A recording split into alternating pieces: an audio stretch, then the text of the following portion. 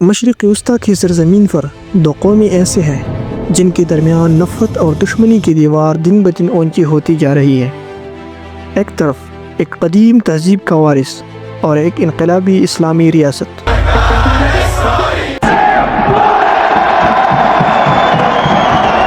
Iran is a disgrace. اور دوسری طرف جدید ٹیکنالوجی سے لیس صہیونی ریاست جسے دنیا کا سب سے خطرناک اور متنازع وجود کہا جاتا ہے۔ Shall never surrender. وہ ہے اسرائیل۔ Israel launched multiple strikes on Iran. اس کہانی کی ابتدا 1948 میں ہوئی تھی جب فلسطینی سرزمین پر اسرائیل کے قیام کا اعلان کیا گیا اور عرب دنیا میں آگ بھڑک اٹھی۔ اس وقت ایران نے اسرائیل کو تسلیم کیا،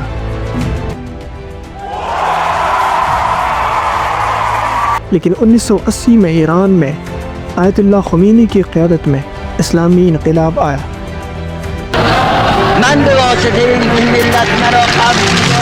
اور اسی لمحے سے ایران نے اسرائیل کو غاصب ریاست قرار دے کر اس کے خلاف نظریاتی جنگ کا آغاز کر دیا۔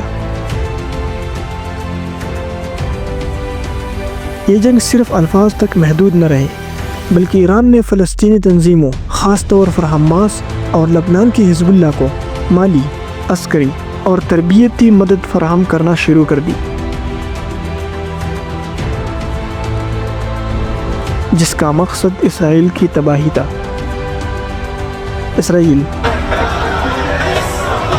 جس کے پاس نہ صرف دنیا کی بہترین خفیہ ایجنسی یعنی موساد ہے، بلکہ وہ ٹیکنالوجی اور دفاع کے میدان میں دنیا کی صفِ اول کی قوتوں میں شمار ہوتا ہے۔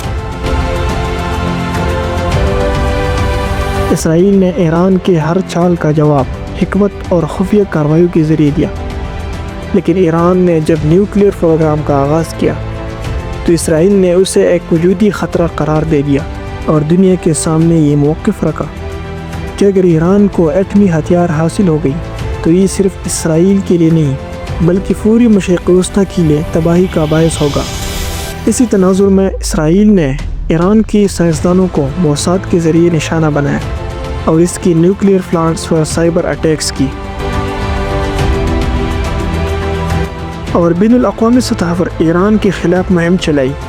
دوسری طرف ایران نے جنرل قاسم سلیمانی جیسے کمانڈروں کے ذریعے عراق، شام، لبنان، یمن اور غزہ میں اپنا پراکسی نیٹ ورک مضبوط کیا تاکہ اسرائیل کو براہ راست نہیں تو کم از کم چاروں طرف سے گھیر کر دباؤ میں رکھا جا سکے۔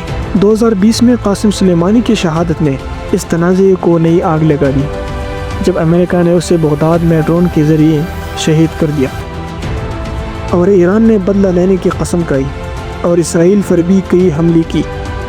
2021 سے لے کر 2024 تک دونوں ممالک کے درمیان سائبر وار، ڈرون حملے اور پراکسی جنگوں کا سلسلہ شدت اختیار کر گیا، اور اسرائیل نے کئی بار ایران کی ایٹمی ٹھکانوں کو نشانہ بنایا۔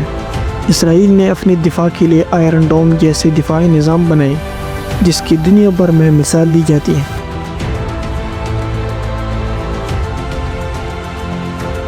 جبکہ ایران نے شاہد 136 جیسے خودکش ڈرونز اور 2000 کلومیٹر تک مارنے والی بیلسٹک میزائل بنائی جو اسرائیل کے لیے ایک مستقل خطرہ ہے۔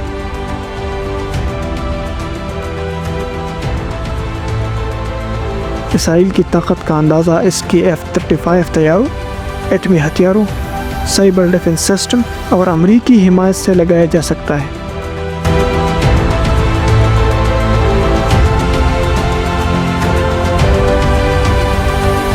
جبکہ ایران کی طاقت اس کی انقلابی guards, proxy groups, missile system اور چین اور روس کی حمایت سے واضح ہے۔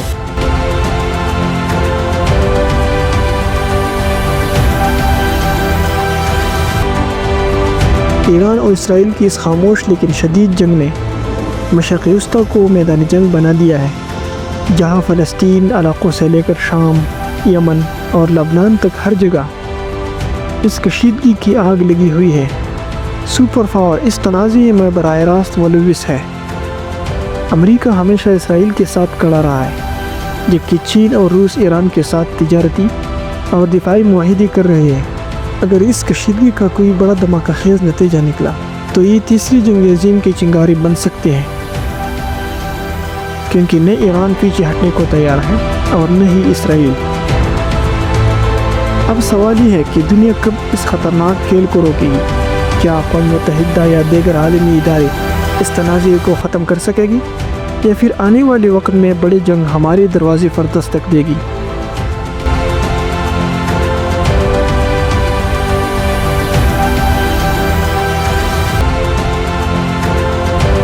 کیونکہ یہ ایک جنگ نہیں، ایک نظری اور وجود کی بقا کی لڑائی ہے، اور جب لڑائی نظری کی ہو تو امن کی زبان اکثر دب جاتے ہیں۔